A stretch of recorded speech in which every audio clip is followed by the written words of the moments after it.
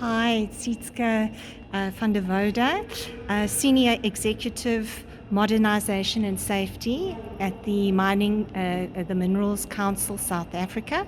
Thank you for chatting with us. We've obviously just come out of the Reimagining Training in Mining Innovation Day, which has been a partnership with the Minerals Council South Africa, Reese and Harmony Gold. Can you tell us a little bit about the event itself and the purpose of it, and in the holistic idea of your modernization strategy going forward?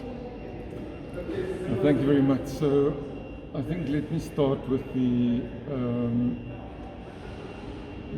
notion that we said we want to reimagine mining for a better world. And that's when we came up with this hashtag that said, the future's mine. And it is not only the way that the mine in the future is going to look like, it's also that the future belongs to me. Whether I'm from a particular gender, whether I'm from a particular race, it doesn't matter. Mining is also my future. So in the broader modernization context, we know that to make this world better, we have to reimagine mining as it is being done at the moment. And to do that reimagination, you really need a lot of research, development, and innovation work to actually take place. We often refer to say, well, so this innovation that has to happen for a better world, it also needs mining. We use the example of the mobile phone. There's about 29 elements in it, and 28 of those elements are either direct products from mining or byproducts, as they are called.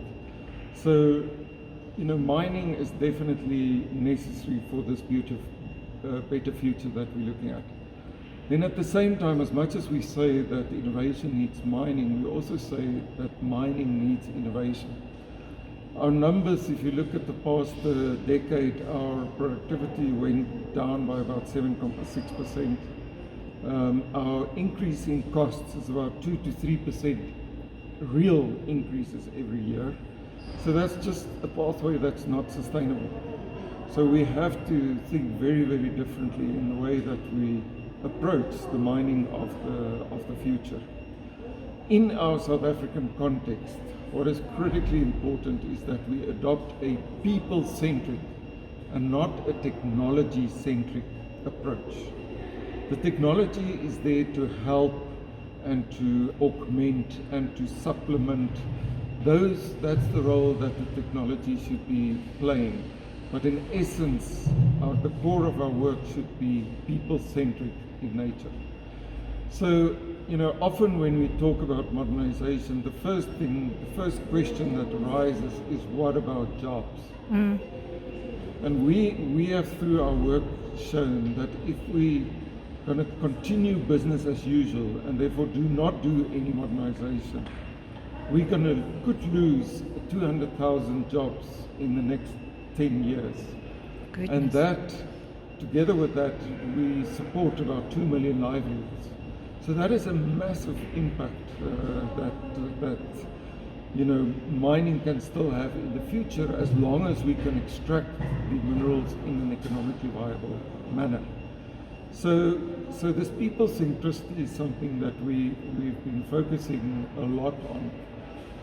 Coming to the event of today and connecting it to that, one of the important questions for us was, as we modernize the industry, can we teach old dogs like me, who are above 55, can we teach old dogs new tricks? And it doesn't mean to say we're dogs, but as human beings, as to whether we can learn, have this lifelong learning. And what we wanted to test with this event is to say, well, can we upskill, reskill, people no matter what their age, no matter what their education level, no matter what their literacy level is. So can we, with new innovative types of training, can we actually, teach the old dogs and everybody else to do the job properly and right the first time? So I think this has been, it's been a long journey that we've come to land to this event.